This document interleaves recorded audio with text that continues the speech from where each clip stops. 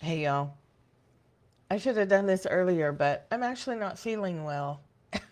And I didn't think about it sooner. I wish I had thought about it yesterday.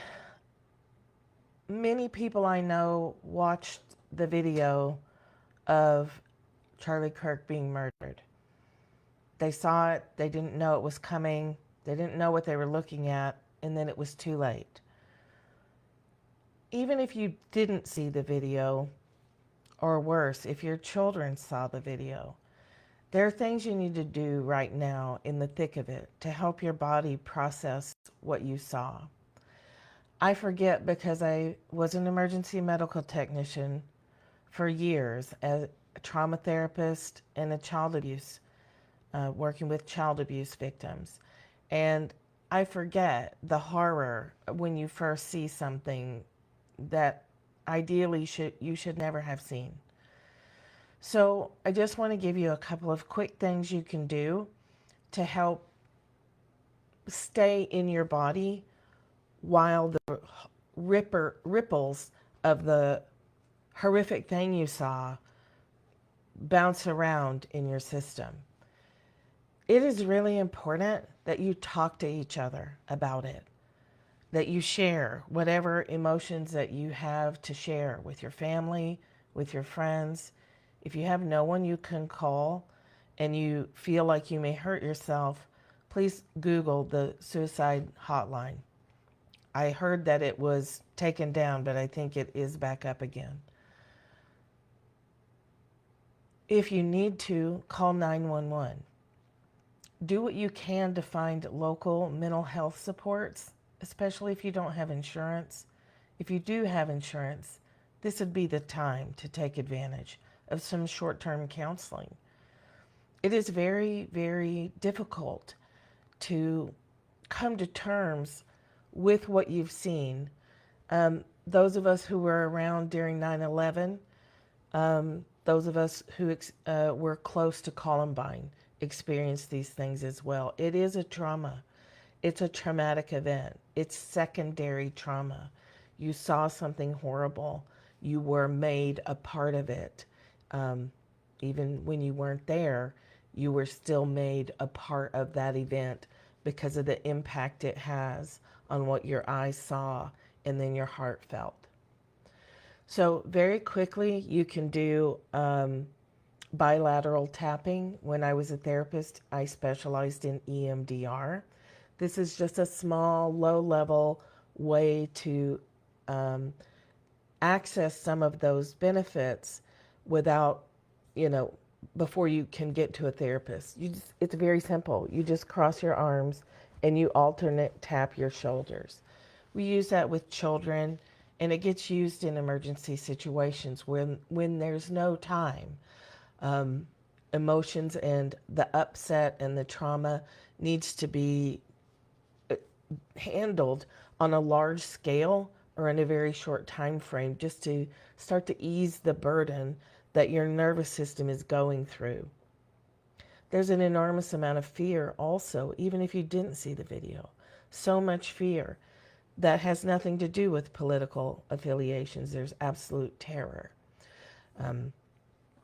The shootings in Minnesota were not that long ago. There was more school shootings on the same day yesterday, on the 10th. It's a lot.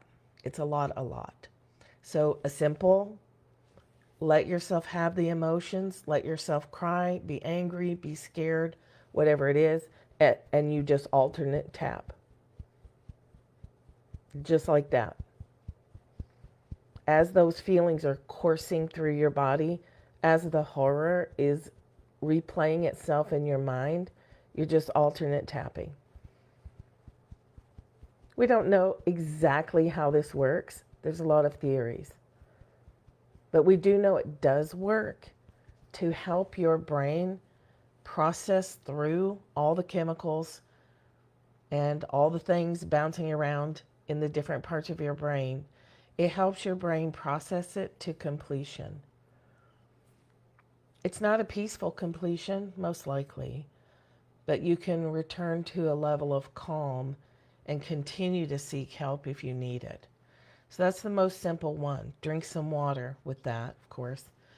If you want to do it and you're in a meeting or you're having intrusive thoughts where you're seeing the images from the video again, or you're imagining the horror of bystanders and family members and all the things that our brain likes to do to us, which are so not helpful, you just cross your arms again and bilateral tap on your ribs or your upper thighs. It's really just cross and tap, alternate. At a pace that's a little faster than you might find comfortable. So a little bit fast. Just tapping. You can do that for as long as you want to. You can do that while you cry your eyes out, whatever you need to do. So other things that you can do is EFT tapping, emotional freedom technique. There are about 5 billion videos that you can find on YouTube about how to walk through trauma with that.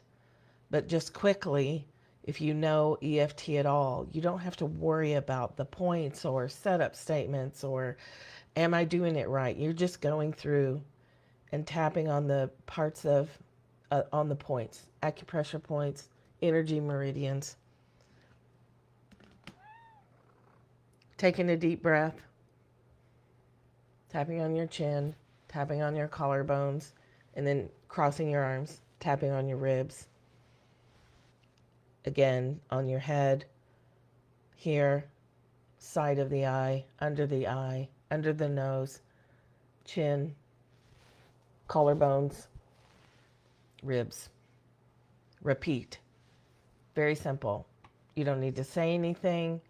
You don't need to do anything at all except for just feel. Just feel what you need to feel. Express whatever you feel like you need to express. As you're doing those, you will help support your body and you will help what you experienced process through to completion. So ideally, it doesn't get stuck and you don't loop in it. I strongly, again, encourage you to get a little short-term therapy for this if it's sticking with you. If it's really, when I say sticking with you, I mean it's keeping you up at night. You can't stop thinking about it. You distract yourself and you have intrusive thoughts. Thoughts are images that just appear in your mind even when you weren't thinking about it. Your unconscious is thinking about it. It's not processed, so it's continuing to loop. We want to do whatever we can to bring the looping to completion. So get some counseling, call emergency 911 or 211 wherever you live. Get the help you needed. This is not a time to try and handle it by yourself. If those kinds of things are happening and you're not able to put it to rest, you're not able to, these little techniques don't make you feel any better at all, get some help. Okay? You shouldn't have had to see that. If you did, I'm sorry. And you have my deepest empathy for the kind of pain that seeing things like that causes, and even hearing about them, and for all the things that are happening to everyone around the globe.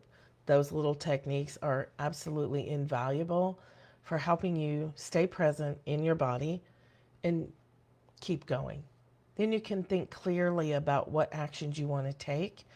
You're able to act from a calm state or calmer state of mind. You're able to choose what you want to do, what you want to engage in, how you're going to take care of yourself. And we want you to be able to have that kind of choice. So you have to help the body process that initial traumatic experience. Okay, I hope this is helpful to you. Thank you.